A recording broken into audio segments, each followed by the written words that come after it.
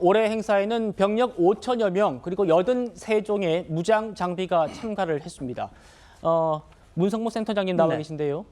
괴물 미사일이라고 불리는 현무5가 처음 공개됐습니다. 이게 북한에 어느 정도로 위협되는 무기입니까?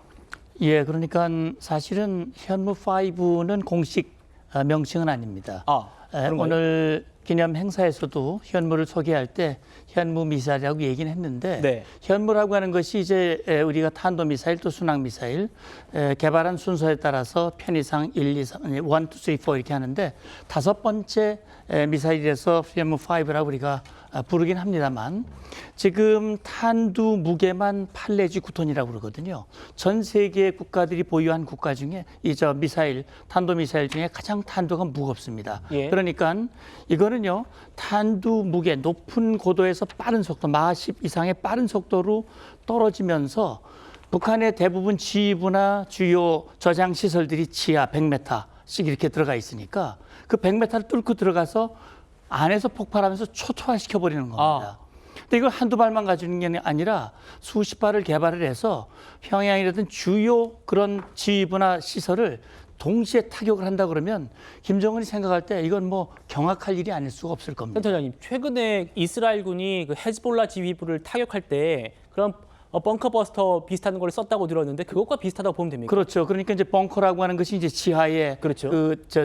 지휘소라든지 이 시설을 만들어 놓는 것인데 버스터 아닙니까? 벙커를 뚫고 들어가서 그 안에서 폭발하는 겁니다.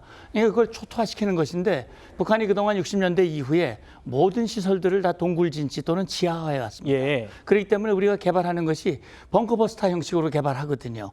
이게 현무5뿐만 아니라 이 버스터로 개발한 무기들이 많습니다. 공대지 미사일도 있고요. 지대지 미사일도 있고 마찬가지 이것은 우리가 핵무기는 갖고 있지 않지만 사실 따지고 보면 핵무기에 버금가는 그런 위력을 가지고 있다는 평가를 하거든요. 네. 그렇기 때문에 김정은으로서는 상당히 부담이 되지 않을 수 없고 그렇기 때문에 김정은도 최근에 4.5톤짜리 소위 말하는 변형된 미사일을 공개하면서 우리를 압박한 그런 일도 있습니다. 그렇군요. 북한 김정은이 왜 이 현무5를 그렇게 두려워하는지 이해가 좀 됩니다.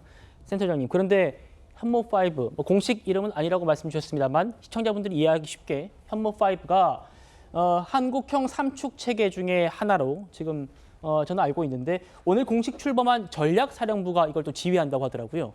네, 그러니까 한국형 삼축 체계 우리 국민들 많이 들어서 아시겠습니다만 네. 이제 이 선제타에 가는 킬체인이 있고요. 북한이 만약에 미사일 발사를 하려고 하는 조짐이 확실하면 우리가 먼저 제압하는 킬체인이죠.